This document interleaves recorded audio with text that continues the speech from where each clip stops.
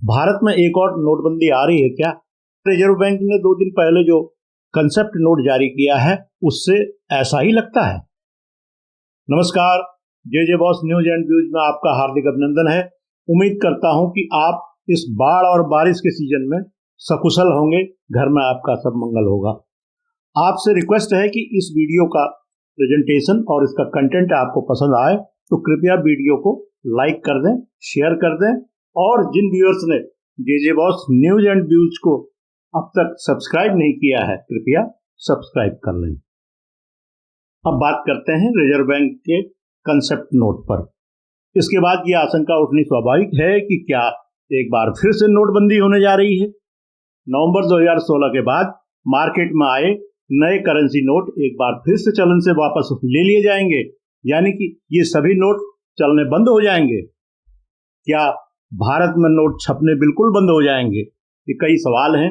अब सवाल उठना ये भी स्वाभाविक है कि अगर नोट बंद हो जाएंगे तो व्यवस्था क्या होगी, लेन देन कैसे चलेगा, भारत सरकार अथवा भारतीय रिजर्व बैंक की क्या मंशा है। जब से बार्टर प्रणाली आउटडेटेड हो चुकी है, यानी कि एक सामान के बदले दूसरा सामान लेने की प्रणाली पहले हुआ करती थी, वो खत्म हो गई। उसके बाद करेंसी यानी कि मुद्रा का चलन आया और सामान बेचने और खरीदने के लिए करेंसी का ही इस्तेमाल तब से लगातार चल रहा है, भले ही वो सिक्के के रूप में हो या नोट के रूप में हो, कागज के नोट हो, प्लास्टिक के नोट हो। आइए अब समझते हैं भारत सरकार के स्तर पर ऐसा क्या हो रहा है कि धुआं उठने लगा है। धुआं उठ रहा है तो चिंगारी अवश्य होगी।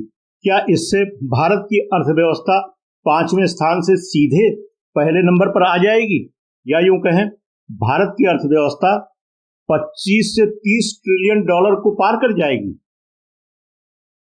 अभी तो हम 5 ट्रिलियन डॉलर की ही बात कर रहे हैं, लेकिन हमारे प्रयास क्या इसको और भी आगे ले जाने के हैं।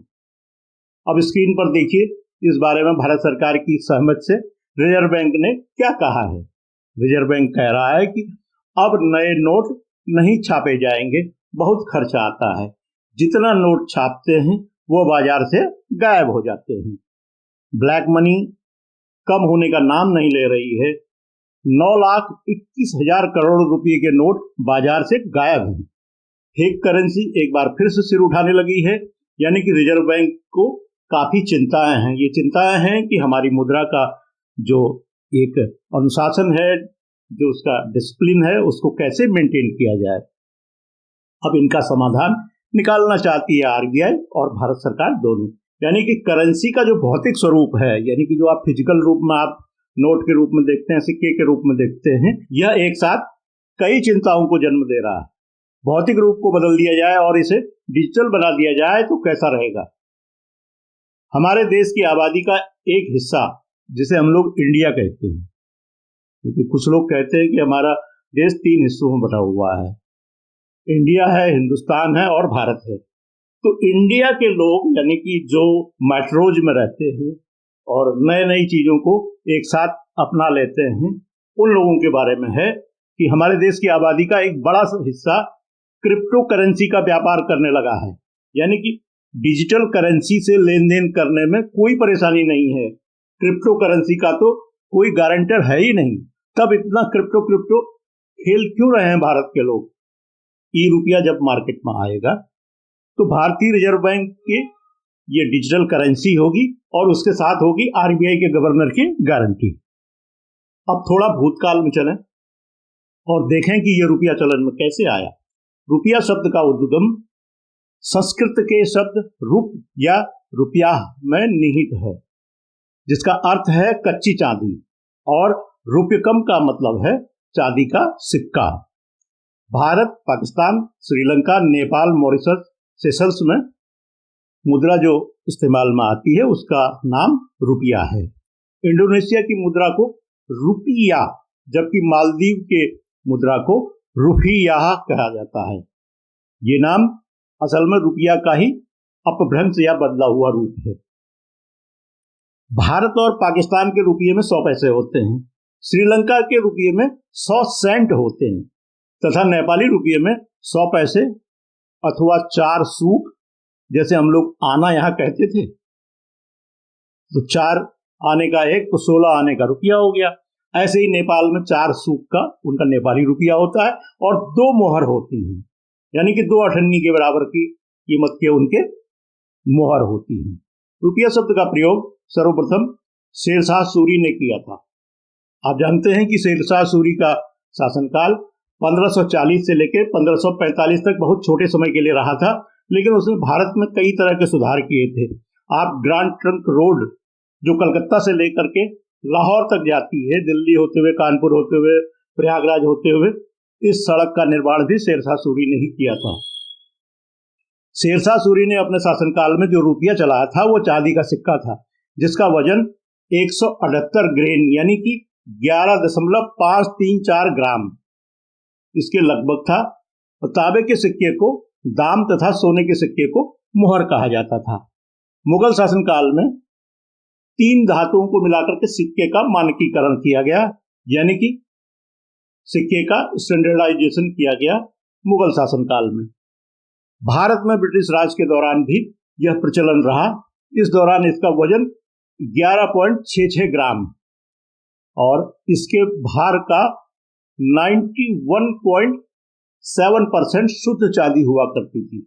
जो ये मैं वजन आपको बता रहा हूं 11.66 ग्राम, इसको हम सोने चांदी के अगर खरीदने जाते हैं तो वहां पर 1 तोला कहा जाता है। अब आजकल चलन में 10 ग्राम को 1 तोला कह देते हैं, लेकिन तोले का वास्तविक वजन जो है 11.66 ग्राम हुआ करता है। 19वीं शताब्दी के अंत में यानी कि 1890 के आसपास रुपया जो है ब्रिटिश मुद्रा विनिमय दर के अनुसार 1 शिलिंग और 4 पैंस के बराबर था। वहीं यह 1 पाउंड स्टर्लिंग का 1/15वां हिस्सा था, यानी कि यूं कहें 15 रुपये मिला करके 1 पाउंड स्टर्लिंग होता था। हाँ, ये भारतीय रुपया चांदी का था, चांदी का सिक्का हुआ करता था।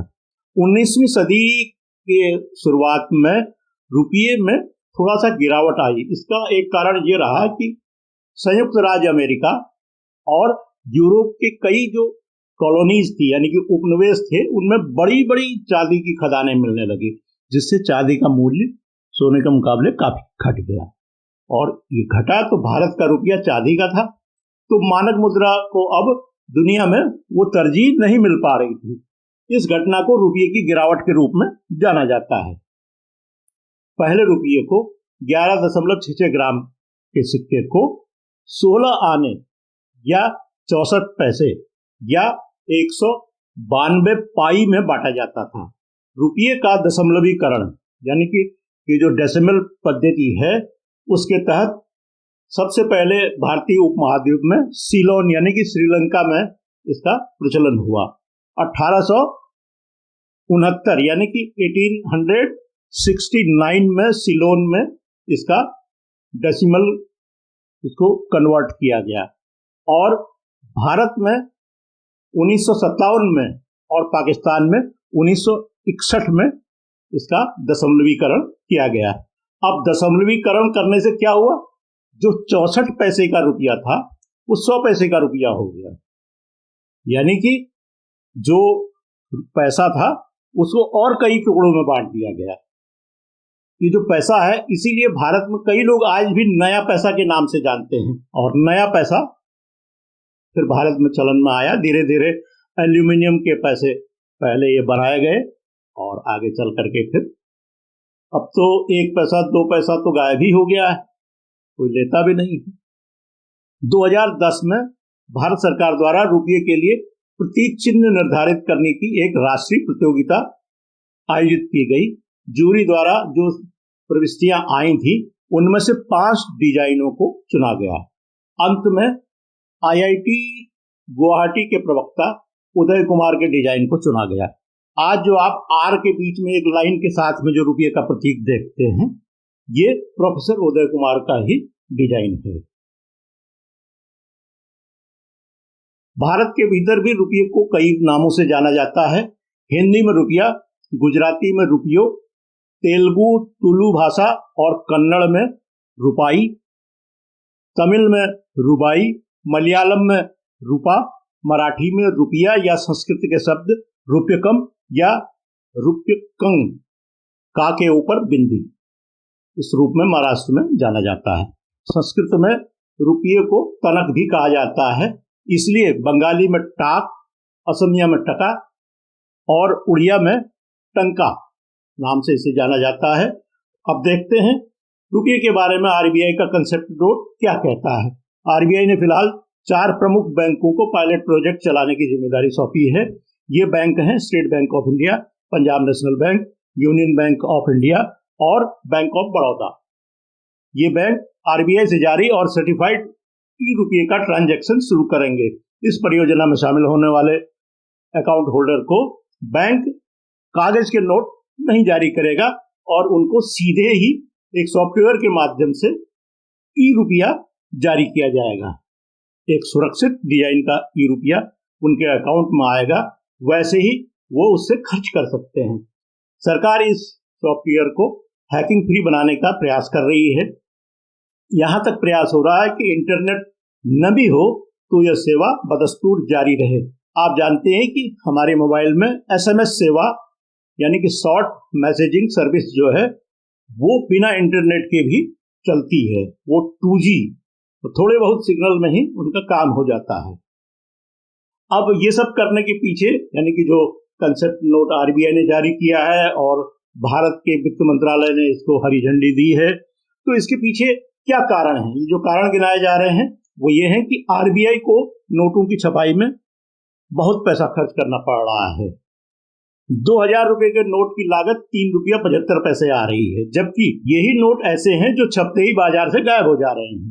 बाजार में आपको 2000 के नोट बहुत कम देखने को मिल पा रहे होंगे, कई बार तो लोग महीनों से देख नहीं पाए हैं। फिलहाल इस प्रैक्टिस को आरबीआई को रोकना है।